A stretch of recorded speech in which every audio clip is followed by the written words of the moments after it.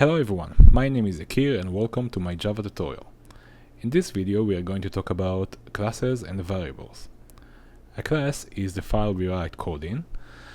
You could write your code in one class file in case there isn't much code, or for practice purposes if you wanted to. But for most cases in Java, it is a really good idea to separate your code using multiple classes to organize your code in a logical way. It helps you keep track of your program and works well in a shared work environment when people are working together, as each individual is working on one or more of their own classes. So, if we create a game for example, it would be nice to have separate classes for every main component in a game, such as heroes, enemies, world, and physics. Also, a class can inherit from a different class or implement features to get more or to expand functionality. Very often, a class is used especially as a building plan for creating objects. We will talk about objects in one of our next tutorials.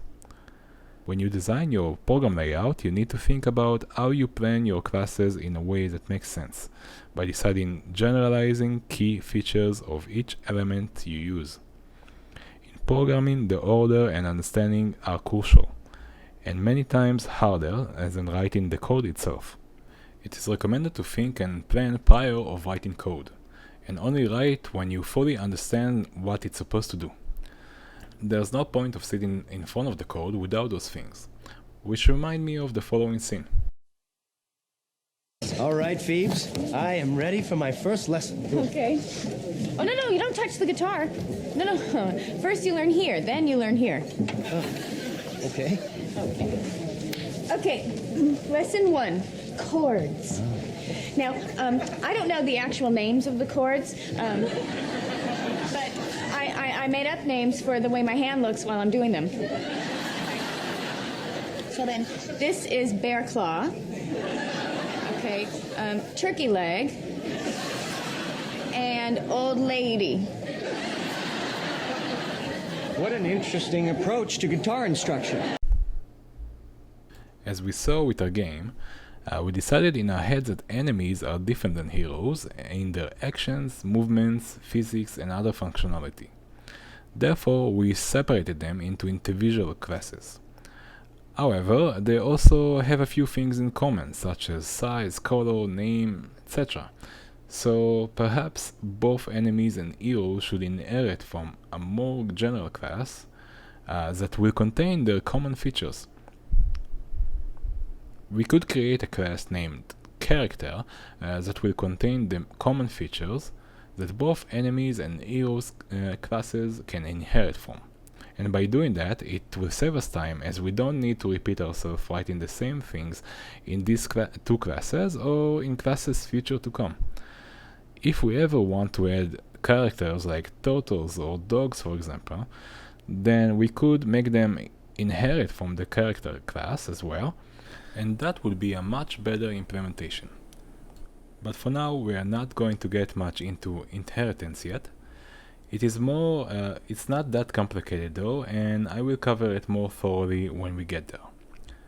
Dividing two separate classes will also be easier for you and others to understand what does what, and would make things easier to debug in case of an error. So keep that in mind. For now, let's start writing in a single class file and build our way up to the separating classes principle later on. We still have our test class from the previous lesson. Let's delete it and create a new one. We will call it variables, as we are going to practice on variables. But you can name it anything you like. A very common convention in Java is to name our classes with capital letters at the beginning. So let's put our main method inside it. In short, what a method does, a method contains coordinate and which has a certain job. So let's say if you want to write a method to calculate some numbers, you could write all the calculation in the method, and many times you can make the method accept some data from outside, process that data and bring you back an answer. But many times it's very easy to use methods because you can just call them later. For example, if you declare the method called calculate and wrote everything that the method's supposed to do in the code inside it, you could just call it by mentioning the name calculate. I will further my explanation about what a method is in the rest of the tutorial. By the end of the tutorial, you will be very familiar with what a method is and how to use it. For now, we are going to create a very familiar, well-known method called the main method. The main method, in case you are not familiar with it, is a method we can test and run our code in. Think of it as our control panel to check if what we wrote in other classes work. But we also can write and practice in it for now, for simplicity's sake. So this is the declaration of the main method. Now let's create some variables and put it in it. In Java we can store data in variables.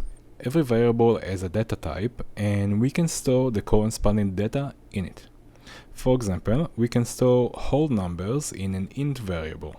So let's declare an int variable named x and store the number 5 in it. Now let's declare a string variable named world and put hello in it. We also declare a double variable and put 2.4. Now we can print them on the screen. And to do that, we will call a method called systemoutPrintLine. This method prints a message that we write to it or a variable, and after it's printing it, it's gonna go down a line. There is also the method systemoutPrint without the ln at the end, which prints something, and then if there is another output to print, it doesn't go down a line. Let's see the example. Let's try to do some arithmetic calculations, like multiplying our int and double and print the result.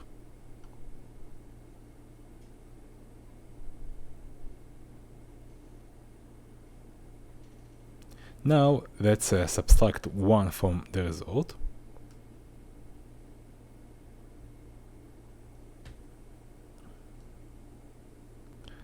Notice that our result, if we decide to keep it, is not a whole number, so we need a double type variable to store it.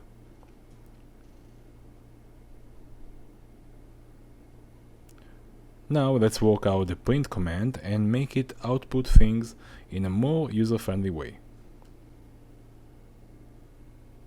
The systemoutPrintLine command prints things on the screen.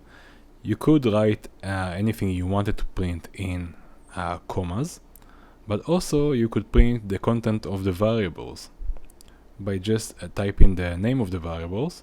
But in these situations, when you want to print when we want to print the result in a friendly way, so we need to write the result is and then print the variables itself. So how do we do that? In order to combine our message with the variable itself, we use the plus sign, like this.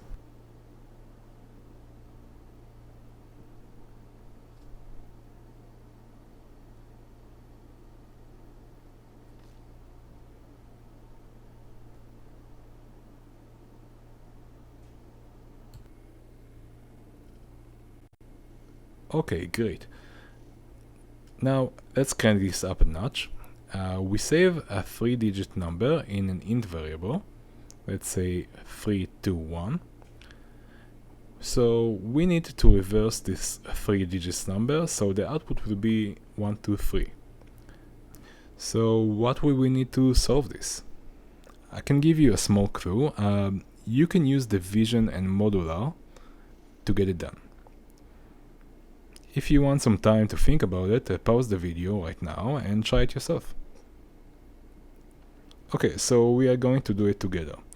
We can isolate these numbered digits one at a time and save them Then connect the numbers back in the right order and print them on the screen.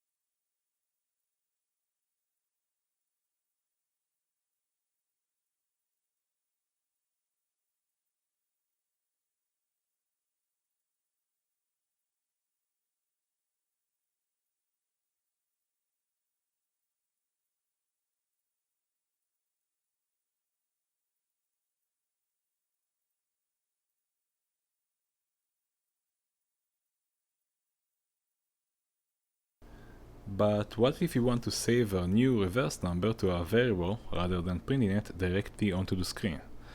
Let's create a new variable and call it resultNum and store our new reverse number inside it. To do this, we can multiply our last number by 100 and add it to the result. Multiply our midnum by 10 and add it as well, and add the first num as it is.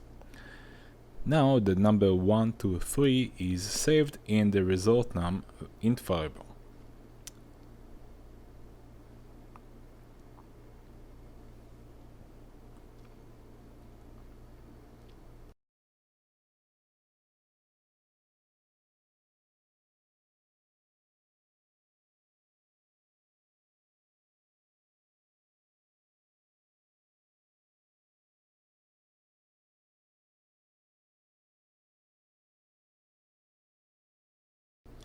But imagine we would need to do that again with a different number, or maybe we have to reverse 10 or 100 numbers like this.